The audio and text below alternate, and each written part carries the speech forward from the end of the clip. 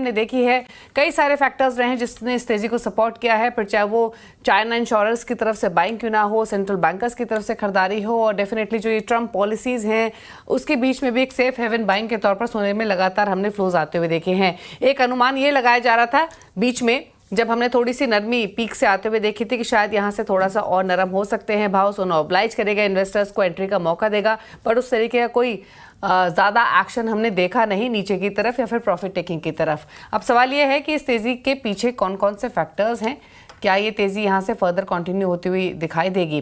राजेश जी नमस्कार, सबसे पहले आप ही कमेंट्स लेना चाहेंगे। इंटरेस्टिंग ये है कि हाल फिलहाल में जो भी ग्लोबल ब्रोकरेज हाउसेस के बुलिश टारगेट्स हमने देखे थे वो सभी हासिल हो गए। इतना कोई एंटिसिपेट कर भी नहीं रहा था कि इतनी जल्दी ये लक्ष्य हासिल हो जाएंगे। कैसे देखते हैं आप इस मूव को?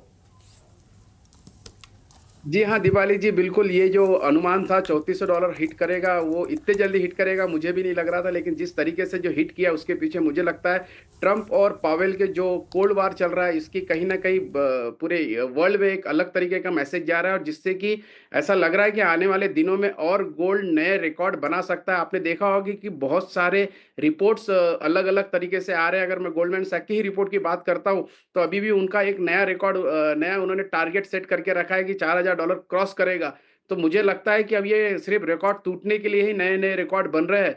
आने वाले दिनों में और गोल्ड क्या बनाता है और क्या रिकॉर्ड तोड़ता है शायद ये समय ही बताएगा, लेकिन ओवरऑल गोल्ड की जो डिमांड है फिजिकल के साथ साथ जिस तरीके से मैं देख रहा हूँ, गवर्नमेंट जब इसमें इंटरेस्ट लेती है, गवर्नमेंट बैंक इंटरेस्ट ले रही है, तो इसका मतलब गोल्ड का भविष्य बहुत सुनहरा दिख रहा है अभी भी। तो आपको लगता है कि तेजी ऐसे ही बरकरार रहेगी, मतलब नरमी के कोई संकेत नहीं दिखाई दे रहे हैं आपके हिसाब से राजेश जी?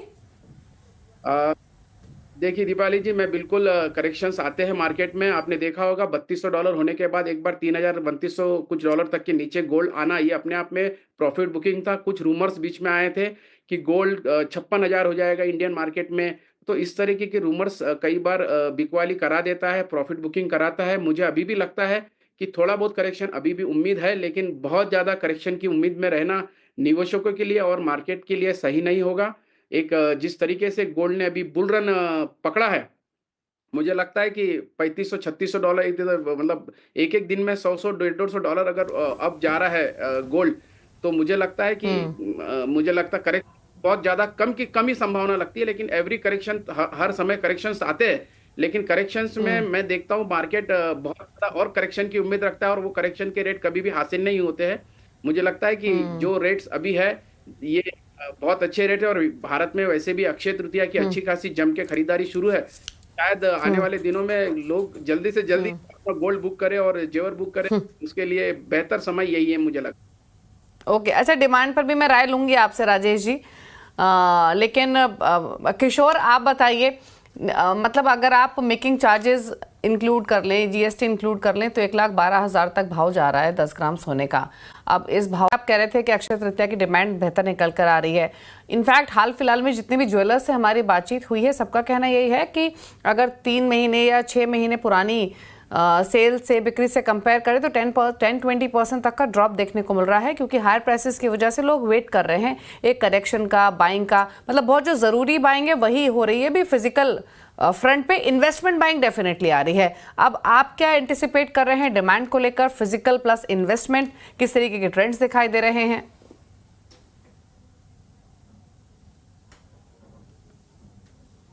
दीपाली जी, मैं आपकी बातों से पार्शली अग्री करता हूं, क्योंकि निश्चित तौर पे जब सोने के भाव एकदम से बढ़ते हैं तो मार्केट थोड़ा सा रुक जाता है। मार्केट में कस्टमर सोचते हैं कि एक करेक्शन आएगा, लेकिन वो करेक्शन आके चले गया है। मुझे नहीं लगता है कि अभी और करेक्शन की ज़्यादा उम्मीद रखना ग्राहकों के लिए सही होगा। और अक्षय तृतीया जैसा बड़ा मुहूर्त भारत में है, और अक्षय तृतीया के जस्ट बाद से शादियों का पूरा एक खरीदारी शुरू हो जाती है।